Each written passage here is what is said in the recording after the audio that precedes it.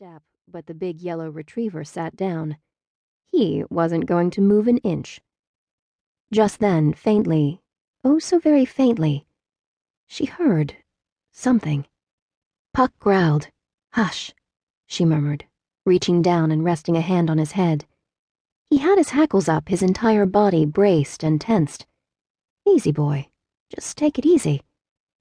Standing in the middle of the trail with her head cocked, she listened.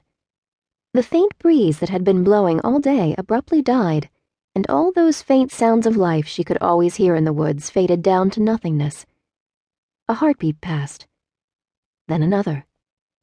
It was utterly silent. Then it came again. Something, muffled, faint, an animal trapped. She scowled absently, concentrating. There it was again. Her brow puckered as she focused, trying to lock in on the sound better. Puck whined in his throat and tugged on his leash demandingly. Lena turned her head, trying to follow that sound. It was gone, though. The breeze returned, and all she could hear now were the leaves rustling in the breeze, the sound of a bird call, and somewhere off in the distance, a car's motor. Still, the faint memory of that sound, whatever it was, sent a shiver down her spine. "You know what, Puck?" she murmured. "I think you're right. Let's get the hell out of here." She only had a few hours left before she had to go to work anyway. There. He stood over her, studied her hair. The gleaming blonde strands were shorn now to chin length, perfectly straight, even as could be. Her eyes, sightless and fixed, stared overhead.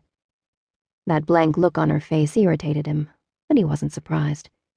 He had seen this coming after all. Something about the way she had reacted, the way she'd screamed. The life had gone out of his girl, and once that fight was gone, well, that was just how it was. Carefully gathering up the hair, he selected what he wanted and then bagged up the rest, adding it to the pack he'd carry out of here. Later. Few things still that he had to handle. He studied her body, the long, slim lines of it, her limbs pale and flaccid now, the softly rounded swell of her belly. Nice, full breasts. He did like a good pair of tits on a woman. The dull gleam of gold at her throat from the necklace she wore. Strong, sleek shoulders. Stooping down beside her, he hefted her lifeless body in his arms. What he needed to do now wasn't going to be pleasant, and he wouldn't do it here. "So what do you think it was?" "Hell, I don't know." A sigh slipped past Lena's lips as she turned to face her best friend. Just talking to Rosalind Jennings made her feel better. And slightly silly. It had probably been nothing. Nothing. Although it had bothered her dog something awful. It sure as hell had Puck freaked out, though. "You sound a little freaked out, too." Yeah, you could say that.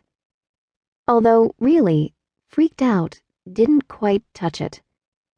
Grimacing, Lena forced herself to focus. Should pay more attention to what she was doing, or she was going to end up slicing up her fingers as well as the potatoes. It wouldn't do the inn's reputation any good if word got out that the chef was adding body parts to the dishes, she thought morbidly. For some reason, that thought sent a shiver down her spine. Sure doesn't sound like Puck. I mean, that's not like him. He loves his walks, right? Yep, he does, and you're right. This isn't like him. She couldn't recall him ever acting quite like that before. He was a good dog, protective, loving, a friend. "Let's talk about this noise you heard. If we can figure out what it was, maybe we can figure out what had Puck so freaked out. It probably had something to do with the noise, right? I mean, it makes sense."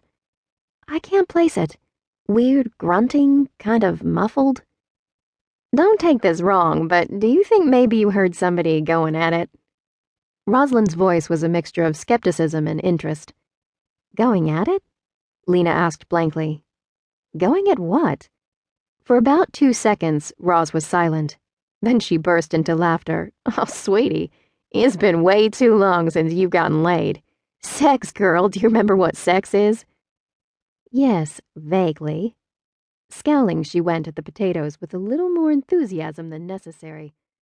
"Oh, yes."